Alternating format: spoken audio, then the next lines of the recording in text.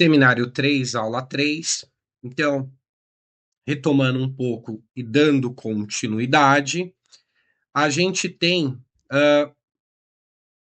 dois mecanismos, né, que estão envolvidos nas duas estruturas que o Freud fez distinção, que é a estrutura neurótica e a estrutura psicótica.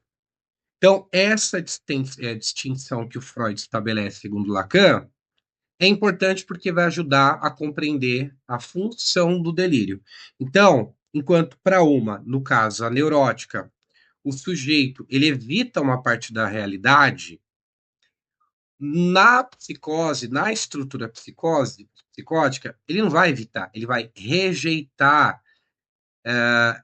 essa realidade e vai tentar construir uma nova para poder ser colocado no seu lugar. Então, essa distinção é muito importante. E agora, nessa aula 3 a gente vai aprofundar um pouco sobre a estrutura psicótica, né? Sobre o mecanismo da estrutura psicótica. E, em alemão, fala Vertrennung, que é fora-clusão. O Vertrennung, a fora-clusão, ela pode ser entendida como uma rejeição, né? De uma rejeição do simbólico. O que seria isso? Tem um significante que é fundamental, que é o significante nome do pai. É um significante estrutura toda a realidade simbólica para o neurótico. Mas, no caso da estrutura psicótica, ele fica, a gente pode assim dizer, do lado de fora, né? Então, colocando esse significante do lado de fora, esse significante nome do pai, esse significante estruturante da realidade simbólica, o que que acontece? Existe uma consequência que é bastante importante desse mecanismo, que é justamente o que vai reger essa psicose, que é aquilo, isso é muito importante gravar, que é o que está nesse mecanismo da psicose, que aquilo que é rejeitado no simbólico volta ao real. Então, esse é o mecanismo por trás da estrutura psicótica. Aquilo que é rejeitado no simbólico volta para o real. Então, voltando um pouco, Lacan volta nessa reinterpretação que ele faz do texto do Freud sobre a perda da realidade na neurose e na psicose, vai articular que na neurose tem um conflito entre o eu e o id, né? Só que nesse conflito, grande parte da realidade vai ser preservada, dessa realidade externa, enquanto que na psicose, essa ausência do significante, estrutura simbólica, o nome do pai, vai ter uma ausência desse significante enquanto ordenador. E por conta disso, a gente tem uma, uma desestabilização, ou seja, desestabiliza então essa articulação, essa inscrição do sujeito na linguagem. Se tem então essa quebra, então concorda que tem uma desarticulação, uma desestabilização na inscrição do sujeito na ordem da linguagem, na inscrição do sujeito na linguagem, porque está faltando. E aí, por estar faltando, por não ter essa inscrição do sujeito na linguagem, né? Por ter essa fora-oclusão, então a gente tem como resultado o retorno no real. Não inscreveu, no simbólico, retorna no real, como a gente mencionou anteriormente, que é o mecanismo da psicose. mecanismo da fora-oclusão. Então, vai retornar no real os elementos que não foram simbolizados. Então, é, de alguma forma, ilustrar, né, um pouco mais esse mecanismo. Por exemplo, Lacan fala do caso famoso do Freud, o Homem dos Lobos, foi descrito pelo Freud, né? No qual o que? A rejeição da castração na ordem simbólica. Olha, a gente já escrevendo o mecanismo da foraclusão. Rejeição na ordem simbólica, rejeição da castração na ordem simbólica levou o quê? A uma alucinação curta, nesse caso do Homem dos Lobos. Mas, embora seja curta, bastante vívida, né?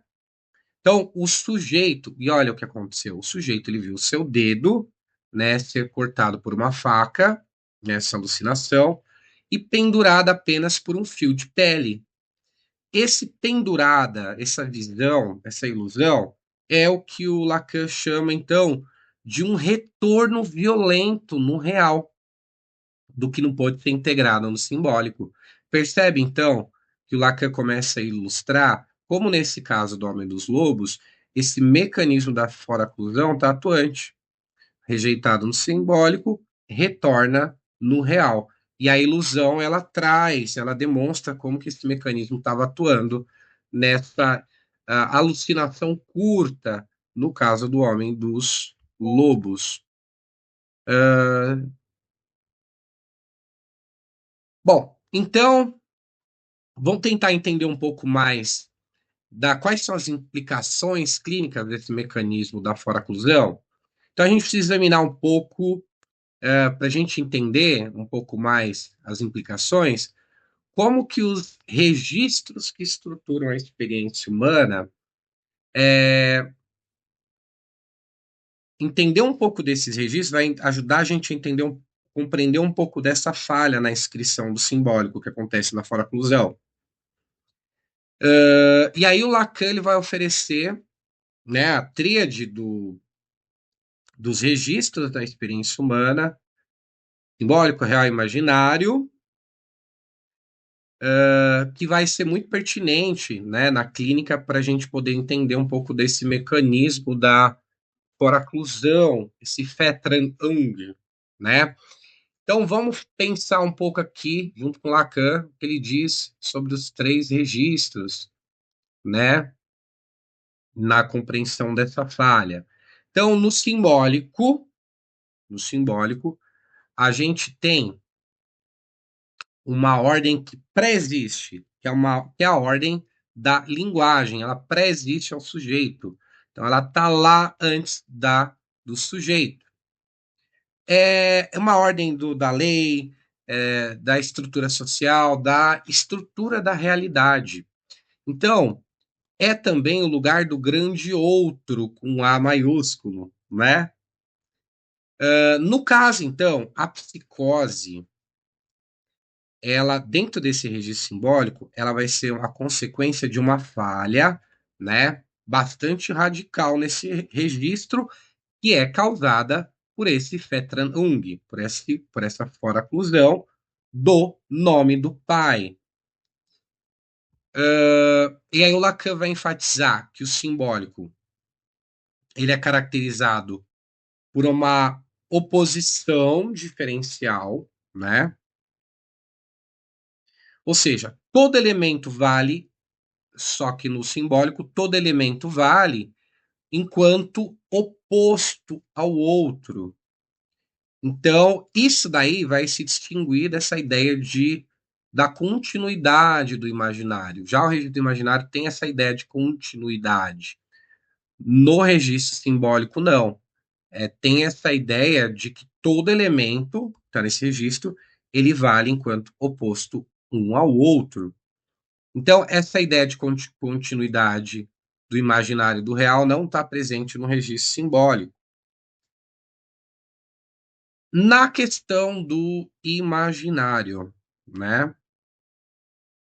na questão do imaginário.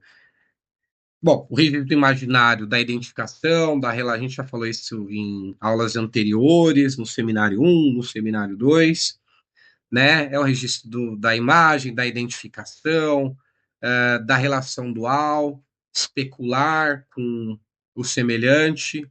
É o outro com A minúsculo, né? É o domínio da rivalidade, da alienação. É... Só que nesse domínio do registro do real, do imaginário, é, desse, desse outro minúsculo, né? É que o psicótico ele vai colapsar. Então, o Lacan ele vai recorrer para explicar esse colapso no registro imaginário, ele vai recorrer, ele vai recorrer à etiologia. Então, o Lacan ele vai ilustrar, por exemplo, como que se dá no reino animal, né? No reino animal, a imagem, né? Ela vai funcionar como um guia na vida, mas no ser humano o imaginário, não é um guia da vida como no reino animal, mas ele é remodelado, reanimado, por quem? Pela ordem simbólica. Então, imaginário e simbólico, eles não estão separados, eles estão juntos. Só que o simbólico atua diferente do que acontece no mundo animal, quando o imaginário, a imagem funciona como um guia de vida, nos seres humanos, o imaginário ele é remodelado, né? Ele é reanimado, só que ele é remodelado e é reanimado pela ordem simbólica. Assim, os dois atuam juntos, né?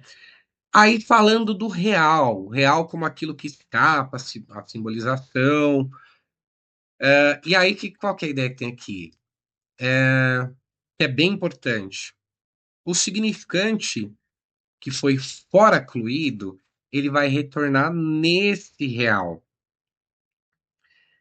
Só que ele retorna nesse real, olha que importante, né, falar desse registro.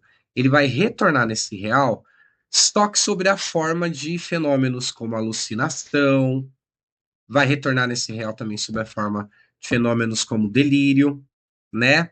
Então, o real para o Lacan, nesse caso, na atuação do mecanismo da foraclusão, esse real é como aquele que vai, de fato, resistir à capturação do simbólico e do imaginário. É um domínio impossível, do impossível, que retorna sempre ao mesmo lugar, né? Por que que ele retorna ao mesmo lugar? Porque ele não vai ser capturado, não pelo simbólico nem pelo imaginário. E aí, uh, nesse caso de retornar sempre ao mesmo lugar, vai sempre retornar ao mesmo lugar esses fenômenos, como da alucinação, né? É isso. Então, dando um pouco mais de continuidade aqui, o Lacan, ele vai falando que a psicose, ela é fundamentalmente um furo na ordem simbólica. Lacan diz que a psicose é um furo na ordem simbólica. E